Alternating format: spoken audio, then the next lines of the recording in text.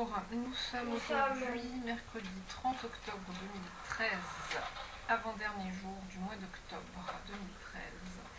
Alors, en ce matin, j'ai juste envie de lire un peu d'un livre que j'ai retrouvé dernièrement un peu par hasard dans les affaires, et qui était un livre dont je ne pensais pas du tout avoir un exemplaire. Un livre que j'ai lu il y a assez longtemps, que j'avais emprunté en bibliothèque et qui m'avait assez subjugué, on va dire. Il s'agit du chemin, enfin le chemin le moins fréquenté de Scott Peck. Et en sous-titre, nous avons les leçons fondamentales de l'existence. Alors je lis au dos le résumé. La vie est difficile. C'est par cette affirmation que Scott Peck, psychiatre mondialement connu et respecté, commence son livre. Si nous souffrons autant, le problème n'est pas lié à la difficulté de la vie, mais au fait que nous croyons qu'elle devrait être facile. Cette attitude, en partie due à notre éducation et aux idées fausses que la société transmet, entraîne dépression, maladie, échec et névrose. Scott Peck nous invite à ne plus fuir ce qui fait mal en utilisant des subterfuges ou des excuses. À travers les récits de ses patients et des exemples issus de sa propre vie, il nous enseigne ce que personne ne nous a jamais appris, à savoir des leçons fondamentales pour grandir, pour aimer, pour s'engager et être plus fort. Le chemin le moins fréquenté, 1, 2, 3. Le chemin le moins fréquenté vous permettra de faire des pas de géant dans votre vie en vous offrant des clés d'évolution psychologique et spirituelle. Oh là là, je vais y arriver ou pas? Scott Peck, psychiatre, s'appuie sur une solide expérience professionnelle et personnelle pour transmettre des valeurs et des idées essentielles sur l'éducation et la maturité. Le chemin le moins fréquenté, best-seller mondial, a marqué 2 générations. Scott Peck a réussi avec simplicité et intelligence une formidable alliance entre psychologie moderne et spiritualité. Un livre à mettre entre toutes les mains. Mention de l'éditeur. Donc voilà, je vais lire un petit peu parce que ce livre m'avait marqué et surtout, oui, non, très intéressant. Vraiment, je crois que c'est dans ce livre que j'avais lu quelque chose dans le cadre de ce qu'est l'amour, de ce que l'amour n'est pas concernant les partenaires parasites. Quelque chose comme ça. Et bon, alors voilà, donc je lis. En tout cas, c'est dédicacé à mes parents, Elisabeth et David, dont la discipline et l'amour m'ont donné les yeux pour voir la grâce. Introduction. Les idées présentées dans cet ouvrage découlent, pour la plupart, de mon travail quotidien avec mes patients dans leur combat pour chercher à acquérir ou à éviter un plus haut niveau de maturité. En conséquence, ce livre contient un certain nombre d'extraits d'histoires vécues. Afin de respecter le secret professionnel, tous les cas cités ont été légèrement modifiés pour préserver l'anonymat des patients, sans toutefois altérer l'essentiel. Il se peut cependant que la brièveté dans la présentation des exemples ait entraîné quelques déformations. La psychothérapie n'est pas un processus rapide, mais puisque je me suis par nécessité concentrée sur les côtés les plus marquants de chaque cas, le lecteur peut avoir l'impression que l'évolution est claire, parfois même spectaculaire. Ces 2 aspects sont bien réels et peuvent apparaître rétrospectivement, mais il faut garder présent à l'esprit que pour faciliter la lecture, les longues périodes de doute et de frustration inhérentes à la plupart des thérapies n'ont pas été décrites ici. Je voudrais aussi m'excuser de me référer continuellement à Dieu dans son image traditionnellement masculine, mais je l'ai fait dans un but de simplification plutôt que d'un point de vue sexiste. En tant que psychiatre, je pense qu'il est important de mentionner au début 2 idées qui sous-tendent ce livre. L'une est que je ne fais aucune distinction entre le spirituel et le mental. Donc aucune distinction entre évoluer spirituellement et évoluer mentalement. Pour moi, c'est la même chose. L'autre est que l'évolution implique un travail complexe, ardu et qui dure toute la vie. La psychothérapie peut être une aide substantielle, mais pas fondamentale. Je n'appartiens à aucune école de psychiatrie ou de psychothérapie. Je ne suis ni un freudien, ni un jungien, ni un adlérien, ni un behavioriste, ni un gestaltiste. Je ne crois pas qu'il existe une seule voie simple vers l'évolution spirituelle. Le voyage est long. Je remercie ceux de mes patients qui m'ont donné le privilège de les accompagner pour en franchir des étapes importantes. Leur progression fut aussi la mienne, et je présente ici une grande partie de ce que nous avons appris ensemble. Je voudrais également remercier mes professeurs et mes collègues, parmi ces derniers plus particulièrement ma femme, Lily. Tant donné qu'il est presque impossible de distinguer sa sagesse en tant qu'épouse, mère, psychothérapeute et individu de la mienne. Première partie, la discipline. Les problèmes et la douleur.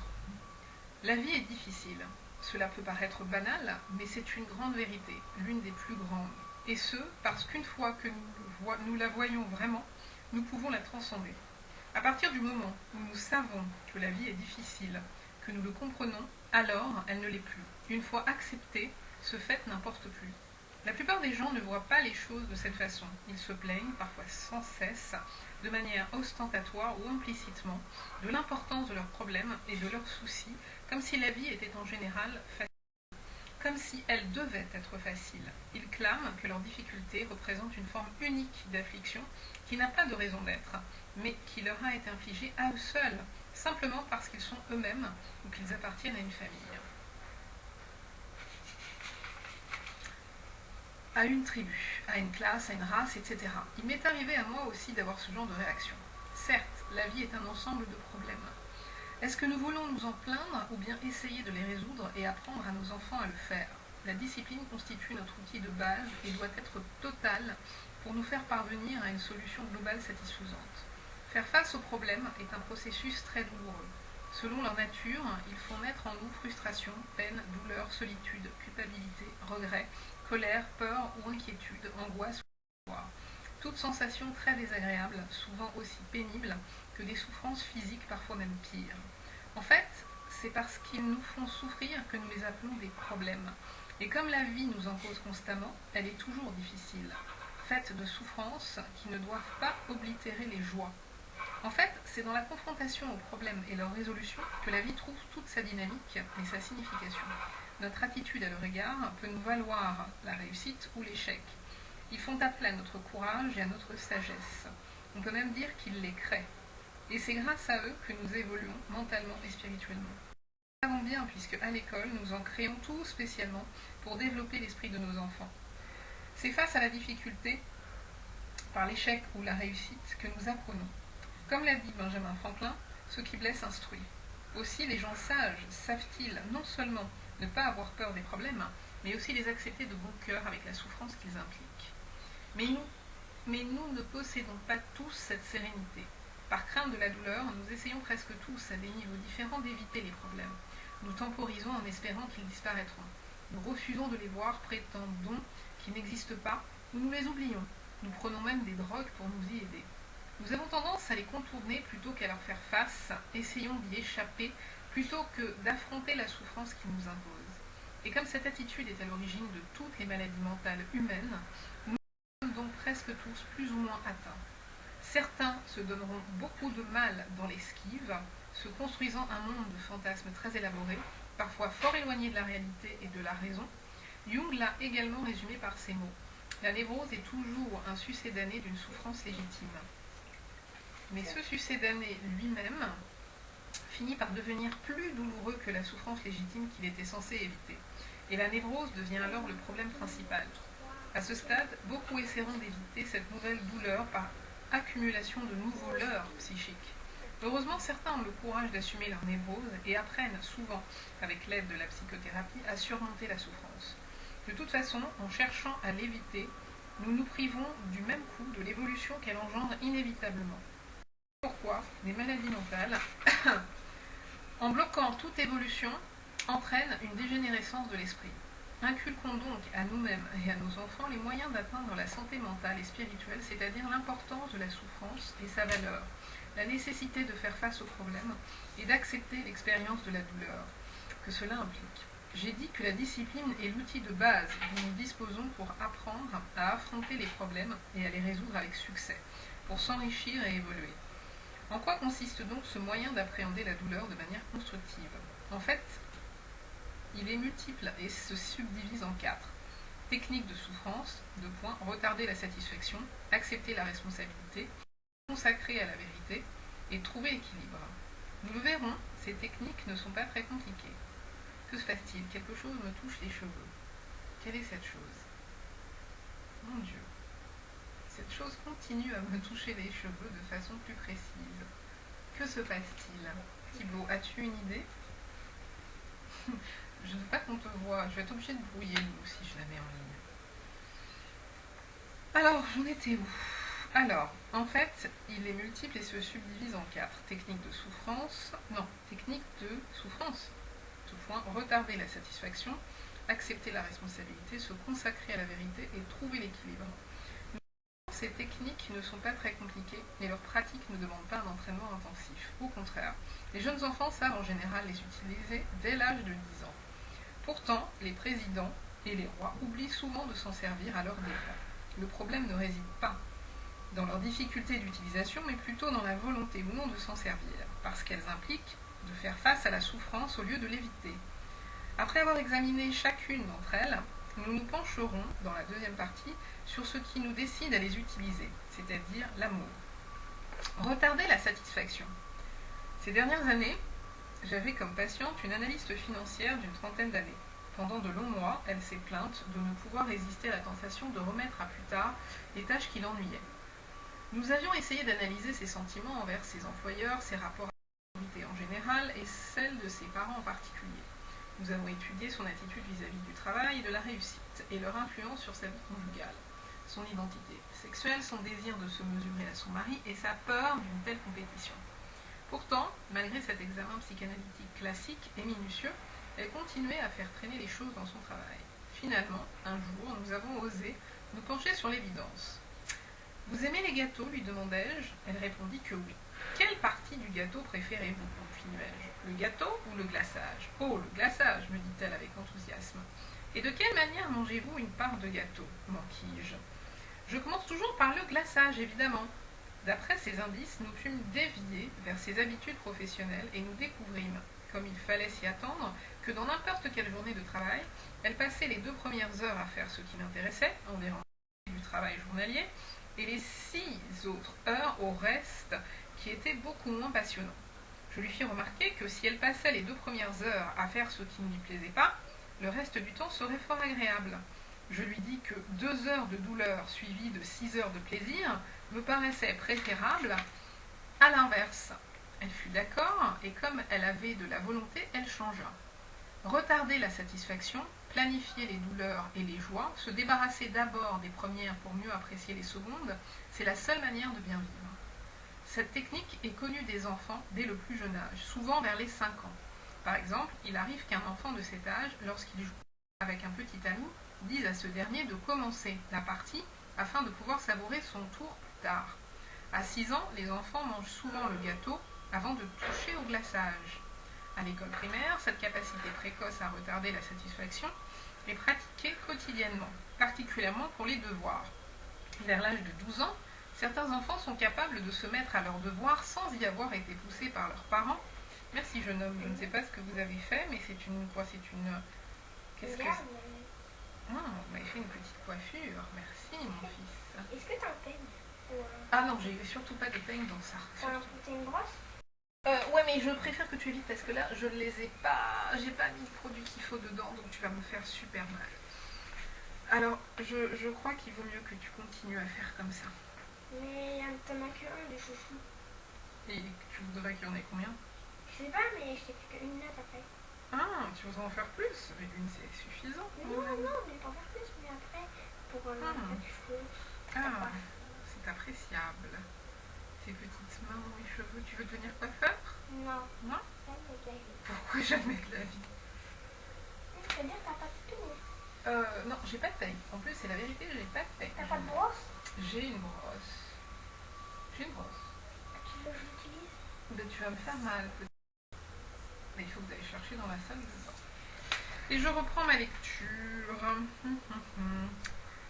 Alors, donc, vers l'âge de 12 ans, certains enfants sont capables de se mettre à leurs devoirs sans y avoir été poussés par leurs parents et de les terminer avant de regarder la télévision. Vers l'âge de 15 ou 16 ans, on pourrait s'attendre à ce que ce comportement se prolonge, ce serait logique. Maman, il y a Oui. plusieurs brosses. Tu prends celle que tu veux, là, je sais pas. Mais les éducateurs se rendent vite compte qu'à cette période, un grand nombre d'adolescents s'éloignent de cette norme. ce sont les élèves à problème. Malgré une intelligence moyenne ou parfois supérieure, ils ont de mauvaises notes simplement parce qu'ils ne travaillent pas. Ils sèchent les cours ou ne vont plus au lycée selon leur humeur. Ils sont impulsifs et cela déteint aussi sur leur vie sociale. Ils prennent souvent part à des bagarres, se laissent parfois entraîner dans l'engrenage de la drogue et peuvent même avoir des problèmes avec la police. Leur devise est « profitons-en maintenant, nous paierons plus tard ». Alors, on fait appel aux psychologues et aux psychothérapeutes. Mais la plupart du temps, il semble que ce soit déjà trop tard. Ces adolescents sont très réticents à laisser qui que ce soit les dérouter tant soit peu de leur mode de vie. Même lorsque l'intervention du thérapeute est chaleureuse, amicale, exempte de critiques. Leur impulsivité est tellement ancrée en eux qu'elle empêche leur pleine participation au travail de la psychothérapie. Ils ne viennent pas à leur rendez-vous et évitent les sujets douloureux ou importants. Alors, l'essai se révèle inutile. Ces enfants abandonnent leurs études et ils continuent le chemin de l'échec qui se poursuit en général par des mariages désastreux, des accidents, des séjours en hôpital psychiatrique ou en prison. Pourquoi cela ? Pourquoi est-ce que la plupart des gens ont cette capacité de retarder la satisfaction et qu'une minorité, toutefois assez importante, ne réussit pas, parfois de manière irréversible à la développer ? La réponse n'est pas vraiment prouvée scientifiquement. Le rôle des facteurs génétiques n'est pas clair. Les variables ne sont pas assez contrôlables pour donner des preuves scientifiques. Mais la plupart des indices semblent indiquer que les parents jouent un rôle déterminant. Les péchés du père. Cela ne veut pas dire qu'il n'y a pas de discipline parentale dans les foyers de ces jeunes sans autodiscipline. Au contraire, ces enfants sont souvent sévèrement punis pendant toute leur enfance. Giflés, battus, roués de coups ou même fouettés par leurs parents. Parfois pour des vétilles. Mais cette répression n'a aucun sens, parce qu'elle n'est pas logique. Ces parents-là n'ont eux-mêmes aucune autodiscipline et de fait servent de modèle de comportement. Ils fabriquent le « fais ce que je dis, pas ce que je fais ». Il arrive qu'ils se saoulent en face de leurs enfants, ou qu'ils se battent sans retenue, sans dignité, sans raison, qu'ils soient négligés, qu'ils fassent des promesses qu'ils ne tiennent pas. Leurs vies sont si souvent et de manière si évidente, désordonnée et confuse, que leurs essais pour discipliner celles de leurs enfants ne veulent rien dire pour ceux-ci. Si papa bat maman, pourquoi me donne-t-il une gifle parce que j'ai frappé mon frère ? Va s'interroger un jeune garçon. Cela a un sens qu'on lui demande de se contrôler ? Les jeunes enfants n'ont pas de point de comparaison. Leurs parents représentent des figures divines, et lorsqu'ils agissent d'une certaine manière, c'est pour eux la bonne. Pourtant, l'amour est encore plus important que le modèle donné. Car même dans les familles les plus défavorisées et les plus déséquilibrées, l'amour véritable est parfois présent, et il se peut que les enfants soient malgré tout disciplinés. Alors qu'il arrive dans des familles où les parents font partie de l'élite sociale et intellectuelle, des médecins, des avocats, etc., et mènent des vies tout à fait ordonnées et strictes, mais d'où l'amour est absent, que les enfants soient totalement perdus, indisciplinés et désorganisés. Maman, tu te coupes un peu les cheveux ? Non, pas du tout. Pourquoi ? Pas du tout. Déjà, Tata Edwige, elle me dit, qu'est-ce que t'as fait à tes cheveux, tu les as coupés? Parce que oui, je les avais coupés à un moment donné, j'avais 2 gros nœuds et j'ai été obligée de couper. Et avant, mes cheveux, ils étaient beaucoup plus épais et plus longs. Mais je sais bien couper les cheveux. Non, je ne veux pas. Pourquoi ? Parce que je n'ai pas envie. Si ma grand-mère t'entendait, elle sortirait de sa tombe et elle te dirait, Thibaut, Benly, vous capotez des aussi. Bon, tu es vexé, c'est ça? Ah, la boudrine du drac un temps. Bon, allez, j'essaye d'avancer quand même, parce qu'en même temps, ce sont les vacances. Ouais, mais là, c'est trop long, du coup. Thibaut! Oh là là. Frustration chez cet enfant qui génère des attitudes excessives. Donc, il va falloir qu'on passe effectivement dans la structure là qui est pas loin d'ici, où nous avons rendez-vous d'ailleurs, mais la nana en fait n'a pas réussi à me confirmer le lieu et l'heure et le jour par mail. Donc il faut qu'on passe là-bas, mais de toute façon je lui ai pris un rendez-vous. Un peu dans la lignée de ce que je suis en train de dire, dans le cadre d'une psychothérapie, parce que voilà, il y a eu beaucoup trop de choses difficiles. Après sa conception, à sa naissance, après sa naissance, voilà, jusqu'à maintenant avec un gros crampon ces 4 dernières années. Donc, en fait, je ne savais pas si c'est... Oui, si, c'est comme le gros crampon. Alors voilà, donc je vais m'arrêter là, je ne sais plus où j'en étais. Et je suis à la page 14. Et je vais essayer juste de, de retrouver la deuxième partie qui effectivement est assez intéressante. Il l'a dit, la deuxième partie, ce qui fait qu'on se mobilise pour utiliser donc toutes ces techniques qui permettent de faire face à la souffrance, c'est l'amour. Et il a vraiment une deuxième partie sur l'amour qui est très intéressant. Ah oui, d'ailleurs là j'ai vraiment surligné énormément de choses. Énormément de choses. Bon, mais je pense que je viendrai plus tard. Voilà, deuxième partie, page 80, en tout cas là ce sont des éditions Aventures secrètes. Ouais, donc sur combien de pages? Sur 375 pages. La deuxième partie intervient à la page 81. Maintenant, je ne dis pas qu'il n'y a que deux parties. Il faudrait que je revoie un petit peu comment le livre est construit. Ah oui, non. Donc, première partie, la discipline. Deuxième partie, l'amour. Avec l'amour défini, tomber amoureux, le mythe de l'amour romantique, les frontières du moi, la dépendance, la catexis sans amour, le sacrifice de soi, l'amour n'est pas un sentiment, le travail d'attention, le risque de la perte, le risque de l'indépendance, le risque de l'engagement, le risque de la confrontation. L'amour se discipline, l'amour est individualité, l'amour est la psychothérapie et le mystère de l'amour. Troisième partie, l'évolution et la religion. Quatrième partie, la grâce.